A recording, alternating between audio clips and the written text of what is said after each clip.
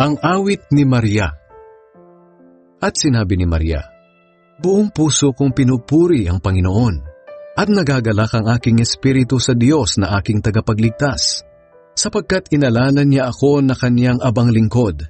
Mula ngayon ay tuturing akong mapalad ng lahat ng henerasyon, dahil sa dakilang mga bagay na ginawa sa akin ng makapangyarihang Diyos.